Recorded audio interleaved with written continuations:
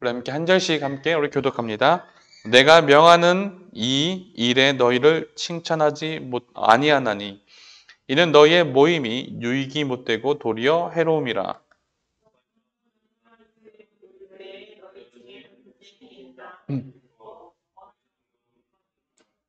너희 중에 파당이 있어야 너희 중에 옳다 인정함을 받은 자들이 나타나게 되리라.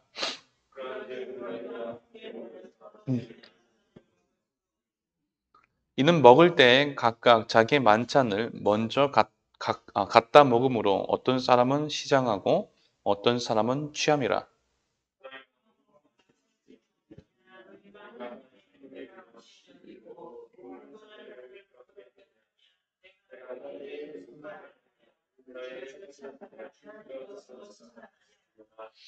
내가 너에게 전한 것은 주께 받은 것이니 곧 주 예수께서 잡히시던 밤 떡을 가지사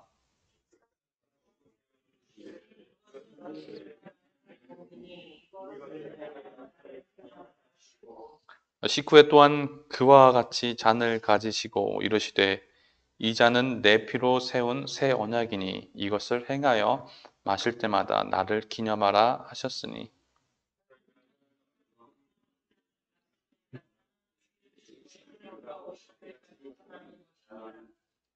그러므로 누구든지 주의 떡이나 잔을 합당하지 않게 먹고 마시는 자는 주의 몸과 피에 대하여 죄를 짓는 것이니라.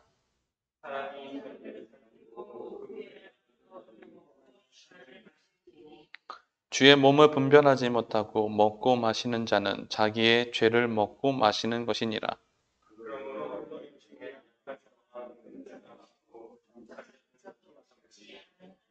우리가 우리를 살폈으면 판단을 받지 아니하려니와.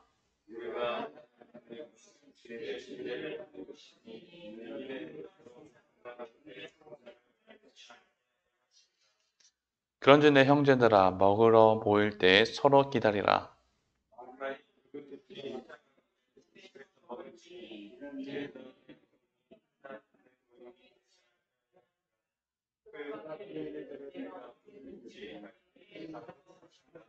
아멘. 우리 함께 기도하겠습니다. 세상을 창조하시고 사랑하시는 우리 아버지 하나님, 우리에게 자비를 베풀어 주시고 복을 내려 주옵소서. 하나님의 아들 우리 주 예수 그리스도시여, 당신 안에 있는 빛과 생명으로 우리를 구원하여 주옵소서. 그리스도신 영이신 성령이여, 영원히 우리가 그리스도와 연합하게 하시며 하나님 나라의 백성으로 살아가게 하여 주옵소서. 우리가 삼일체신 하나님께 예배합니다. 아버지와 아들과 성령의 영광으로 우리에게 임하시고 충만한 은혜와 구원의 신비 속으로 우리를 인도하여 주옵소서. 예수 그리스도의 이름으로 기도합니다. 아멘. 오늘도 주님의 전에 나온 여러분 진심으로 우리 사랑하고 우리 축복합니다. 우리 함께 서로 인사하기 원합니다. 사랑합니다. 우리 축복합니다. 우리 다시 한번 인사할 텐데요. 이렇게 인사하셨으면 좋겠습니다. 당신이 나의 삶 가운데 함께하니 나는 행복합니다. 이렇게 할게요. 당신이 있어서 나는 행복합니다. 네, 그렇죠. 참, 제가 이렇게 이야기하는데도 참 좋은 말 같습니다. 나 때문에 행복한 것이 아니라 다른 누군가와 나와 함께하기에 행복하다라는 것. 좀 이것이 어쩌면 우리 기독교의 정말 진정한 사랑의 의미인 것 같습니다. 나 때문에 행복한 것이 아니라 주님이 나와 함께하기에 우리는 행복하다는 것입니다. 얼마 전까지만 해도 한 유명한 역사 강사가 많은 방송을 통해서 소개된 적이 있습니다. 참 재미나게 역사를 가르치고 그리고 참 좋은 책들을 많이 소개해줘서 저도 그 프로그램들을 종종 즐겨 봤던 기억이 있습니다. 그분으로 인해서 참 우리나라의 역사와 그리고 도서의 붐이 일었습니다. 책방에는 청년과 청소년들이 정말 그 어떤 책들을 사기 위해서 줄을 섰고요. 그리고 역사가 굉장히 대세로 이루어지기도 했었습니다.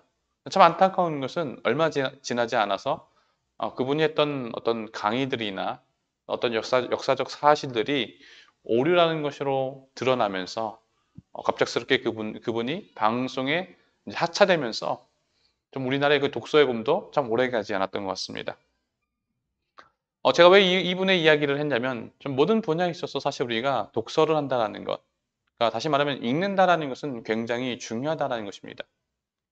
왜냐면 사실 우리가 뭔가를 알기 위해서는 뭐라도 읽어야 되는 거 아닙니까? 사실 우리가 가전제품을 살 때도 중요한 게 뭐예요? 설명서를 읽어봐야 합니다. 우리가 잘 모르는 이유가 무엇입니까? 설명서를 읽어보지 않습니다. 한번 생각해 보십시오. 우리가 교회를 다닙니다. 교회를 다니는데 성경책을 읽지 않는다라는 거. 여러분 뭔가 문제가 있는 거 아닙니까? 사실 지난 500년 전만 해도 성경을 읽는다라는 것은 사실 이렇게 쉬운 것은 아니었습니다. 다시 500년 전만 해도 대부분의 성경은 라틴어나 헬라어로 이렇게 쓰여져 있었어요. 대부분의 사람들의 언어는 뭐 독일어나 뭐 그들만의 언어를 가지고 있었기 때문에 라틴어나 헬라어로 이렇게 쓰여진 성경을 읽을 수가 없었고요. 그리고 성경을 읽는다라는 것은 당시 사제들의 권한이었습니다. 그러니까 성경을 알고 싶으면 어떡합니까? 당연히 교회를 찾아가서 교회에 모여야만 했었습니다. 근데 이제 종교개혁이 일어나고 이제 마틴 루터가 이제 라틴어 성경을 독일어로 번역하기 시작하면서 이 성경이라는 것이 대중화되었습니다. 모든 이들이 성경을 읽을 수 있는 환경이 조성되었었어요. 그런데 여러분 성경이 있습니까? 성경이 맘만 먹으면 읽을 수 있는데 여러분 성경 읽으시냐라는 것이에요. 여러분 뭐 성경을 읽으시면서 여러분 무엇을 발견하십니까? 왜 성경을 여러분 읽으십니까? 물론 사람들마다 성경을 읽는 목적은 좀 다를 수 있습니다.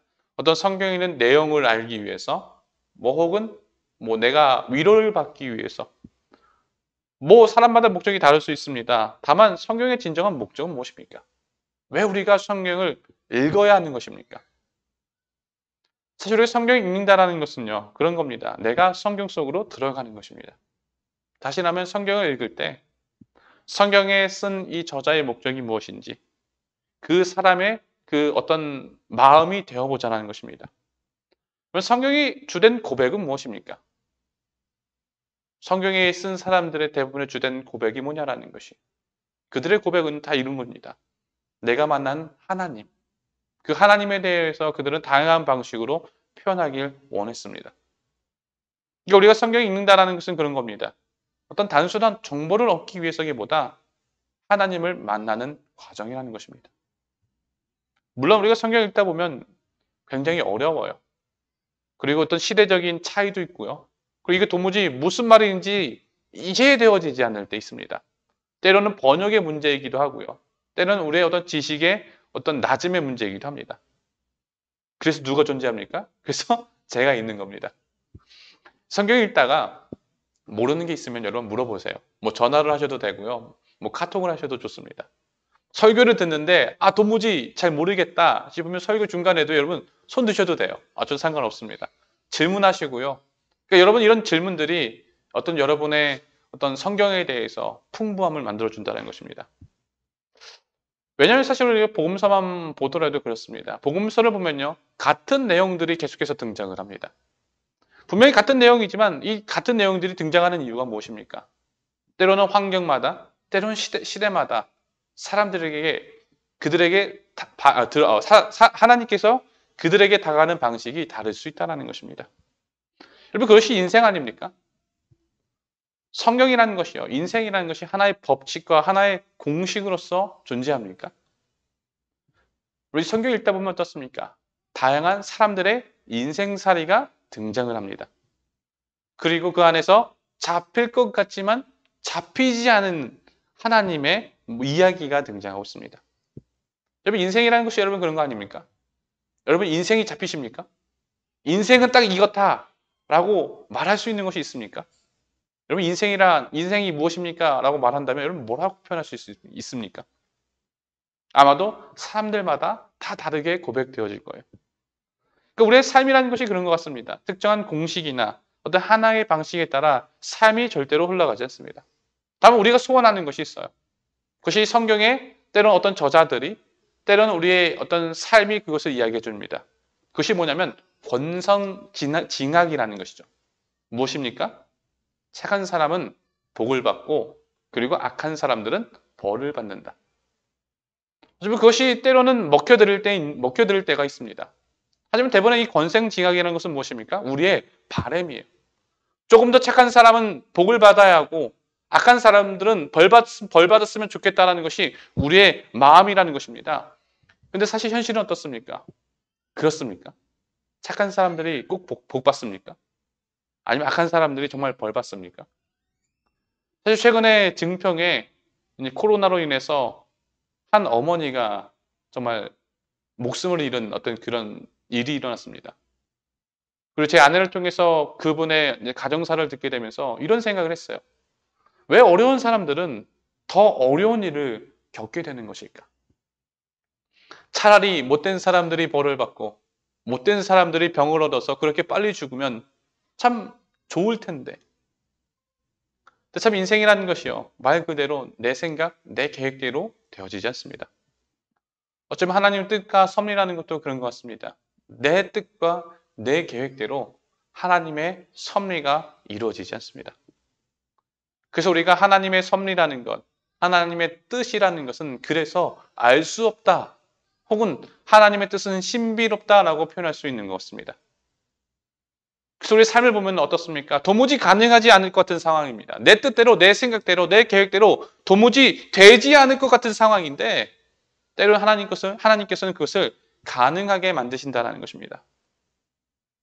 그래서 저는 하나님의 신비를 이렇게 표현하고 싶습니다. 도무지 못 살 것 같은 이 삶 가운데서 살아가게 하시는 것.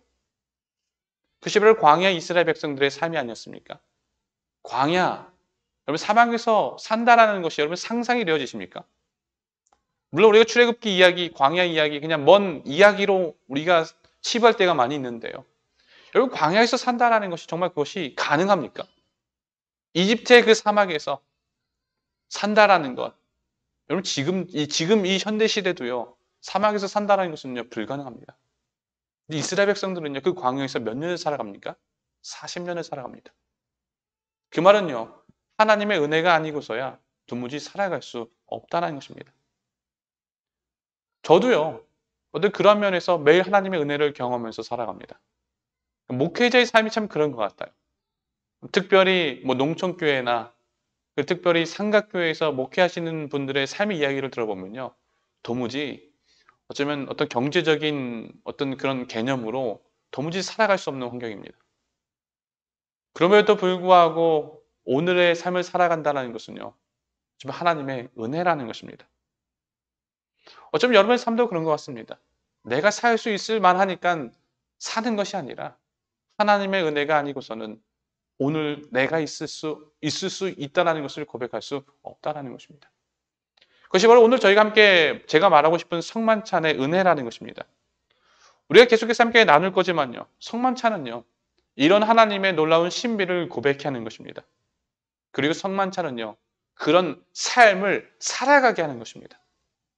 다시 한번 말하지만 성만찬은요. 그저 하나의 우리가 참여하는 의식이 아니라 실제적인 사건이요. 실제적인 실천이라는 것입니다. 그래서 성만찬이 신비라고 불려지는 이유가 여기 있습니다. 여러분 한번 생각해 보세요. 여러분 왜 성만찬에 참여하십니까? 왜 성만찬에 참여하세요?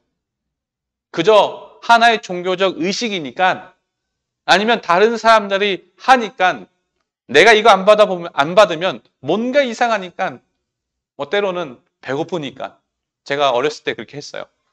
너무 배고파서 하나만 먹으면 되는데 몰래 두세 개씩 집어먹기도 했습니다. 어쩌면 이런 것들이 사실 고린도 교회에 있었던 중요한 문제이기도 했었습니다. 오늘 말씀 22절 말씀을 함께 잠깐 우리 봉독하기를 원합니다. 우리 봉독합니다. 우리 시작.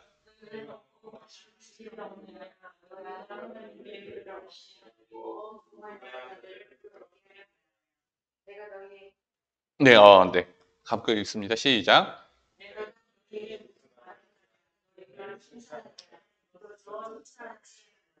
그렇죠. 처음에 뭐라고 이야기합니까? 너희가 먹고 마실 집이 없느냐. 여러분 한번 생각을 해보세요. 욕을 먹을 때로도 정도가 있습니다. 욕 먹을 때 가장 기분 나쁠 때가 언제예요?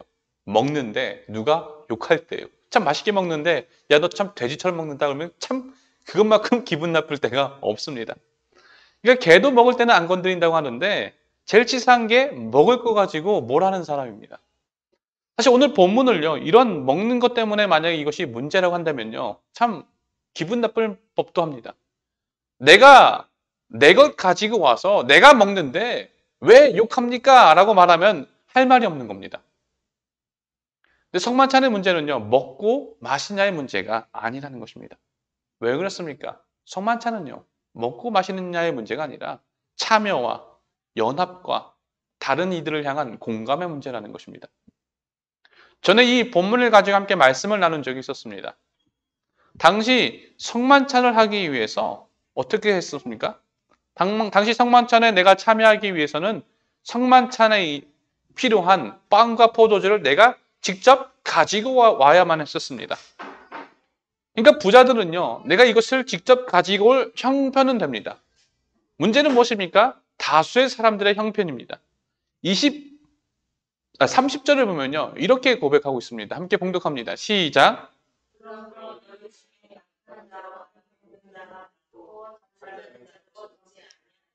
그러니까 당시 교회 구성원들을 보면요, 다수의 사람들은 어떤 사람이에요? 말 그대로 사회적 약자입니다. 못 사는 사람이었고 가난한 사람입니다. 병자입니다. 손가락질 받고요, 몹쓸놈, 죄인이라고 치부하는 사람들이 교회의 다수였습니다. 반면 소수는 어떤 사람이에요? 말 그대로 부자와 소수의 귀족들이 있었습니다. 그들이 함께 모여서 교회라는 공동체를 이루는 것입니다. 그리고 교회는 반드시 필요했던 것이 성만찬이라는 것이에요.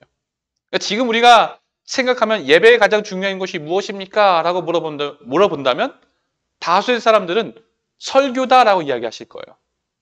사실 초대교회 때 가장 중요하게 했던 것이 사실 말씀과 설교이기보다 성만찬이었습니다.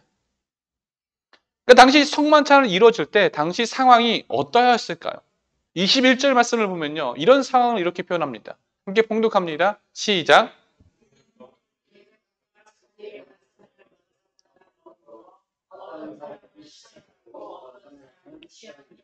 이 말씀에도 잘 나타나 있는 것처럼 무엇입니까? 내가 가지고 온 것을 가지고 내가 배고프니까 먹는 거예요. 그리고 포도주가 있으면 뭐합니까? 그것을 먹고 많이 먹어서 취합니다. 한번 생각해 보세요. 다수는요, 소수는 그렇게 먹고 배불리 먹고 취하는데 대다수의 사람들은 어떤 상황입니까? 못 먹고 굶주리고 그러고 있습니다. 그리고 그것을 가리켜 우리는 참된 교회, 몸된 교회라고 고백하고 있는 것입니다. 여러분, 교회는 어떤 곳입니까? 사도 바울이 갈라디아에서 고백하는 것이 있죠. 우리 모두는 예수 안에서 하나라는 것입니다. 여기서 말하는 하나라는 것은 여러분 무엇이에요? 누구는 먹는데 누구는 못 먹고 있으면 그것이 하나입니까? 누구는 높고 누구는 낮은데 그것이 어떻게 하나가 되겠습니까? 그러니까 사도 바울이요, 그것을 보고요, 열받는 겁니다.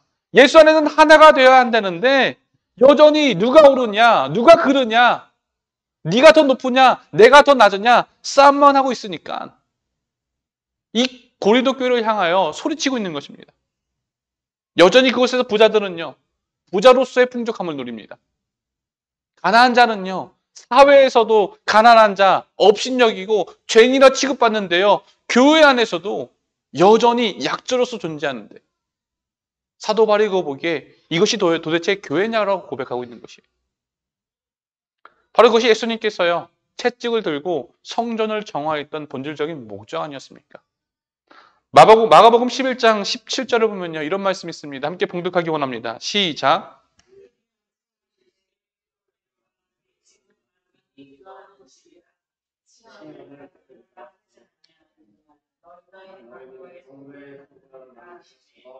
그렇죠. 성전을 가리켜서 예수님께서 하신 말씀입니다. 성전을 가리켜 뭐라고 말씀하십니까? 너희가 강도의 소굴로 만들었다라고 이야기를 합니다. 이 강도의 소굴이 도대체 뭐냐라는 것이요. 예전에 영화 가운데 도둑들이라는 영화가 이제 개봉한 게 있었어요. 굉장히 흥행했던 영화 중에 하나인데 도둑을 주인공으로 한 영화입니다. 참 저도 뭐 그렇게 재미나게 봤던 영화인 것 같아요. 이 도둑들은 뭐 합니까? 어디 뭔가를 계획을 해서 도적질을 할까라고 계획을 구상을 합니다. 근데 이 도둑들에게 뭐가 있어요? 아지트라는 것이 있습니다. 바로 은실처죠. 이것에서 피하고 심도 쉬고 이것에서 작당모의하고, 이 아지트를 가리켜 뭐라고 표현할 수 있냐면 다시 오늘 말로 이것이 바로 도둑들의 소굴입니다. 그러니까 도둑들의 소굴은 무엇이에요? 범죄가 이루어지는 것이 아니라 범죄를 이루고 나서 작당모의하는 곳, 쉬는 곳입니다. 그러니까 예수님께서 이 교회를 향하여 이 도둑들의 소굴이라고 말하신 이유가 무엇입니까? 바로 이 성전에 있는 이 제사장들을 향해서 말하는 것입니다. 밖에서 나쁜 짓 할 거 다 하면서 착하다고 밖에서 네 욕망대로 다 드러나면서 성전에 와서 왜 거룩한 척 하냐는 것이에요. 왜 성전에서 왜 쉼을 쉬고 성전에서 거룩한 모습으로 살아가고 있냐라는 것을 꾸짖고 있다는 것입니다. 그러니까 마치 성전을 그들의 거룩한 장소요, 쉼의 장소로 여기는 그들을 향해서 소리치는 것입니다. 너희는 이 집을 강도의 소굴로 만들었다. 여러분에게 있어서 교회는 무엇입니까? 여러분에게 교회는 거룩한 장소로서 존재하십니까? 나는 밖에서 나쁘게 살았는데 교회만 가면 여러분 거룩해지십니까? 그럼 저는 어디서 살아요? 저는 교회에서 삽니다. 저는 무진장 거룩합니까? 그렇지 않다는 것입니다. 여러분, 거룩이라는 것이 무엇이에요? 제가 계속해서 설교를 통해서 말씀드렸죠. 다시 말하면 우리가 교회에 왔으니까 우리가 거룩해지는 것이 아니라는 것입니다. 우리에게서 거룩은 무엇입니까? 바로 하나님이 거룩하니까 우리가 거룩해지는 것입니다. 여러분, 우리 삶이요, 우리 삶의 가치가 정말 하나님의 다스림 가운데 한번 살아가 보십시오. 내 삶의 목적이, 내 삶의 가치가, 내 삶의 주체가, 내 삶의 생활 방식이 정말 하나님의 주권에 함께 사로잡혀서 살아가 보십시오. 그런 사람이 어떤 삶을 살아가겠습니까? 하나님의 사랑에 사로잡혀 살아가는 그 삶이 도대체 어떤 삶을 살아가겠냐라는 것이에요. 그 사람이 밖에서는 나쁜 짓 하고 교회에서 거룩한 척하면서 살아가는 삶을 살아갑니까? 여러분, 우리가요, 하나님의 사랑에 사로잡혀 있을 때 우리는 거룩해지는 것입니다. 정확히 말하면 이겁니다. 내가 거룩하니, 하나님이 거룩하니 그 하나님 가운데서 살아가고 있는 우리가 거룩해지는 것입니다. 바로 이것이 고린도 교회 성도들이, 이 부자들이 착각하는 것이었습니다. 내가 가지고 온 이 포도주와 이 떡, 내가 이 성만찬에 참여함으로 내가 거룩해진다고 착각하면서 살아가고 있다는 것입니다. 조금 더 다시 말하면요, 이 떡과 이 포도죽을 먹음으로 인해서 내가 거룩해진다고 그들은 믿고 있었다는 것이에요. 사실 이것이, 이 성만찬의 이해가 오랜 전통적으로 이해해왔던 로마 가톨릭의 성만찬의 이해였습니다. 바로 이것이 로마 가톨릭과 개신교 성만찬의 이해 가운데 가장 큰 것 중에 하나입니다. 가톨릭이나 이제 천주교로 가면요, 성만찬이라는 것이 이렇습니다. 먼저 포도주와 그리고 빵이 있어요. 그리고 사제가 축성 기도를 합니다. 그리고 이 가톨릭의 교리에 따르면 이 사제가 이 축성 기도를 할 때 이 떡과 이 포도주가 실제 예수님의 몸과 피로 변한다고 믿습니다. 그래서 그것을 받아 먹는 사람들은 그것을 먹음을 통해서 거룩해지고 하나님 안에 거한다라고 믿는 것이에요. 그것이 바로 가톨릭의 성만찬의 교리입니다. 다만 개신교의 교리는 조금 다릅니다. 물론 교파마다 이 성만찬의 이해가 조금씩은 달라요. 어떤 교파는 이 성만찬을 그저 상징적인 표현인 방식이다라고 생각을 합니다. 그래서 우리 성만찬 한다는 것은 예수님의 십자가를 그저 상징적으로만 표현하는 것이지 이 빵과 이 포도주가 변하는 것은 아니다라고 이야기를 합니다. 어떤 교파는 조금 다르게 표현을 합니다. 우리가 이 성만찬과 이 포도주를 먹을 때 성령이 임재하는 것이다. 그러니까 이 포도주가 실제 예수님의 빵과 포도주가 아니라 성령이 임재다라고 생각을 합니다. 다만 저희가 속한 감리교회는 조금 다른 방식으로 이것을 대하는데 뭐라고 이야기하면 성도들의 믿음과 고백에 따른 것이다 라고 이야기합니다. 성만찬을 받는 과정 가운데 우리의 삶과 우리의 고백이 정말 합당하냐라는 것이, 저는 정말 이것이 정말 중요하다 생각합니다. 사실 저도 이 빵과 포도주가 어떻게 변했는지, 정말 이것이 예수님의 몸과 정말 피인지 뭐라고 대답해 드릴 방법은 없습니다. 무엇이 맞느냐? 무엇이 틀리느냐? 사실 그것이 중요한 관점은 아닙니다. 정말 중요한 것은 무엇입니까? 사도 바울이 말하고 있는 이 성만찬에 대한 우리들의 삶은 어떠하냐라는 것이에요. 바로 이것이 고린도 교인들을 향한 메시지였습니다. 27절 말씀입니다. 함께 봉독합니다. 시작.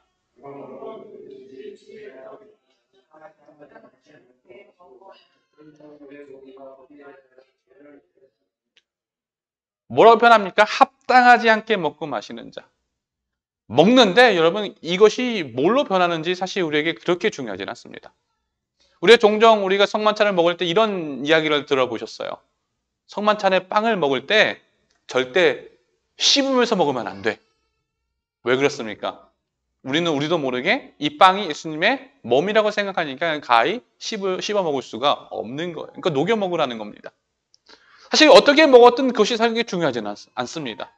우리의 삶이, 우리의 고백이 전혀 다르지 않는다면요.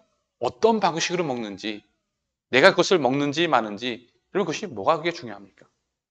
여전히 성만찬에 참여했는데요. 여전히 개차반을 살아가면요. 이 성만찬에 이 우리가 받아 먹은 빵과 이 포도주가 무슨 의미가 있겠습니까?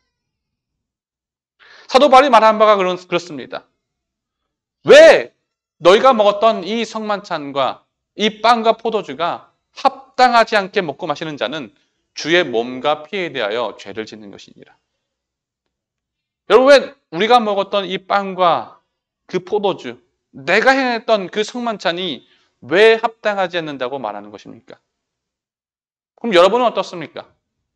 정말 여러분이 하고 있었던 그 성만찬, 내가 먹고 마셨던 그 예수님의 몸과 피, 정말 합당하게 그 성만찬에 여러분 참여하고 계셨습니까? 좀 더 여러분에게 직설적으로 이야기하면 여러분 정말 여러분은 정말 성만찬의 그 목적과 의미에 맞는 삶을 살아가고 있냐라는 것이에요. 결국 무슨 문제입니까? 결국 우리들의 삶의 문제입니다. 제가 성만찬에 대해서 처음에 말씀드렸죠. 성만찬은 무엇입니까? 예수님의 십자가 사건을 가장 실천적으로 보여주는 것이다 라고 이야기했습니다. 다시 말해 성만찬은 무엇입니까? 예수님의 십자가를요, 우리의 삶으로 나타내는 것입니다. 그럼 이런 질문이 됩니다. 그러면 십자가는 과연 우리에게 무엇입니까? 예수님의 죽음과 예수님의 고난의 이유가 도대체 무엇이냐라는 것이에요. 십자가의 대상이 먼저 누구를 향합니까? 십자가의 목적이 첫 번째 목적은 무엇이었어요? 바로 하나님의 뜻이었습니다. 바로 그것이 예수님께서 십자가 지시기 전날 밤에 기도했던 기도의 내용이었습니다. 마가복음 14장 35절을 보면 이런 말씀이 있습니다. 함께 봉독합니다. 시작.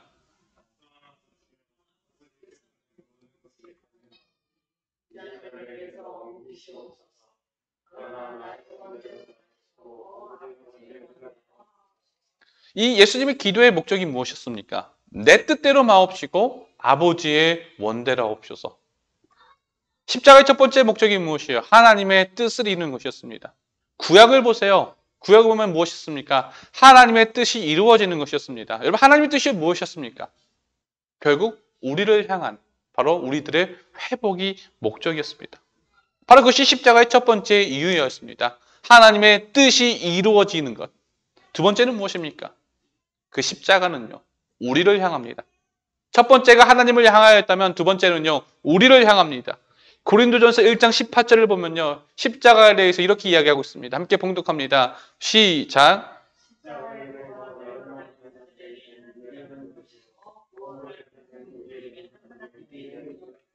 십자가는 뭐라고 이야기합니까? 하나님의 능력이다라고 표현하고 있습니다. 저는 이 하나님의 능력을 다른 말로 이렇게 표현하고 싶어요. 하나님의 사랑이다. 십자가에는 뭡니까? 하나님의 사랑이 담겨 있다라고 표현하고 싶습니다. 종종 저희 아들이 저에게 이런 이야기를 합니다. 아빠는 다 할 수 있네. 아빠는 멋져. 아빠는 최고야. 그러니까 아들에게 저는 어떤 존재입니까? 모든 것을 할 수 있는 마치 슈퍼맨과 같은, 어쩌면 아들에게 저는 신적인 존재 같은 존재로 기억하고 있습니다. 그러니까 아빠는 뭡니까? 아빠는 다 할 수 있는 사람이에요. 왜 그렇습니까? 아버지의 능력은 어디서부터 출발되어집니까? 결국 그 아이를 향한 사랑으로부터 출발되어집니다. 십자가는 여러분 그런 겁니다. 우리를 향한 하나님의 사랑이 십자가를 통해서 여러분 나타나는 겁니다. 그래서 십자가의 사건을 다르게 표현하면 저는 이렇게 표현하고 싶습니다. 첫 번째는 하나님과의 연합이요. 두 번째는 다른 이들을 향한 사랑이다. 그런다고 할 때 우리는 예수님께서 마지막 만찬 가운데 하신 그 말씀을 우리는 기억해야 합니다. 오늘 말씀 24절, 25절 말씀입니다. 함께 봉독하기 원합니다. 시작.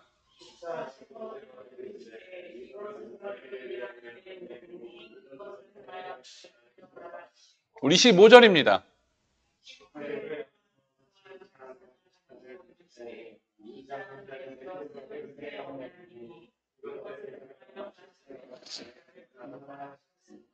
첫 번째 뭐라고 이야기합니까? 너희는 너희를 위하는 내 몸이니. 바로 우리를 향합니다. 25절에 뭐라고 이야기합니까? 내 피로 세운 언약이니. 바로 새 언약, 바로 하나님의 뜻, 하나님의 약속을 의미합니다. 그리고 뭐라고 표현합니까? 이것을 행하여 나를 기념하라. 이것을 조금 더 이제 원문에 가깝게 표현하면 이렇게 표현할 수 있습니다. 나를 향한 기억 가운데 이것을 행하라. 다시 말하면 나를 향한 그 기억 가운데 이것을 행하라는 것입니다. 기억 안에서 이것을 하는 것입니다. 바로 이것이 성경의 본질적인 목적입니다. 십자가의 기억. 여러분 삶 가운데 그 십자가의 기억이 있으십니까? 지난주에 잠깐 함께 나누었죠. 기억이라는 것이 무엇입니까? 그냥 과거의 사건을 생각하는 것으로 끝나는 것이 아니라는 것입니다. 기억은 무엇이에요? 오늘 삶 가운데 그것을 나타내는 것입니다.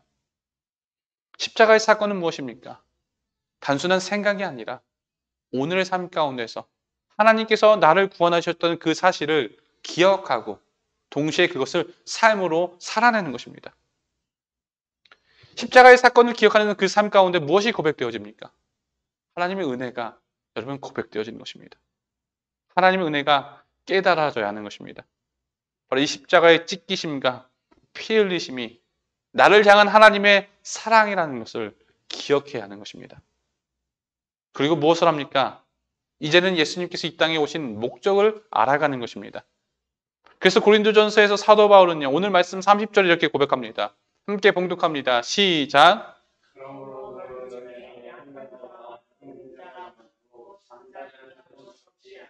31절입니다.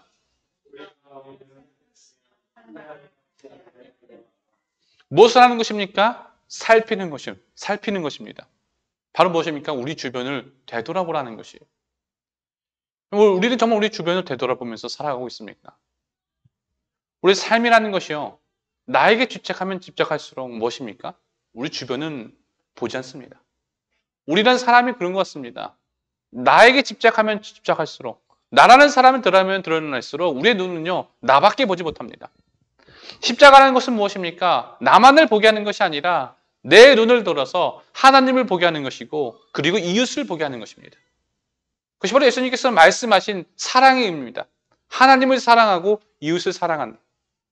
십자가의 그 은혜를 아는 사람은 무엇입니까? 하나님을 사랑하게 하는 것이고 우리의 눈이 우리의 이웃과 우리의 주변을 향하게 되어 있는 것입니다. 바로 그것이 선한 사마리아인의 비유 아닙니까? 한 율법 교사가 찾아와서 예수님께 묻습니다. 누가 나의 이웃입니까? 이 율법 교사의 질문의 목적이 무엇입니까? 내가 중심이 되어서 누가 내 중심으로 한 이웃이 누구입니까? 내가 중심이 되어 있었습니다. 근데 예수님께서 뭐라고 대답하십니까? 누가 강도 만난 자의 이웃이 되겠느냐? 내가 아니라 다른 사람들의 시선이라는 것입니다.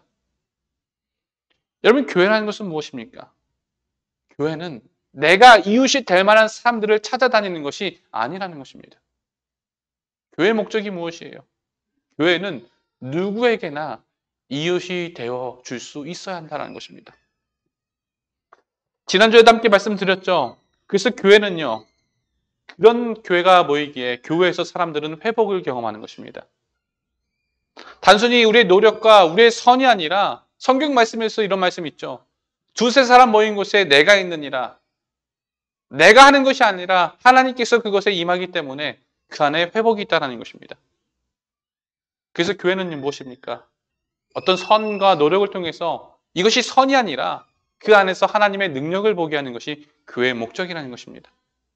저는 우리 교회가 그런 교회가 되기를 원합니다. 우리의 교회 미래가 어찌 될지는 잘 모르겠습니다. 우리가 준비하는 과정 가운데 하나님께서 어떻게 계획하실지, 어떻게 일하실지는 저도 잘 모르겠습니다.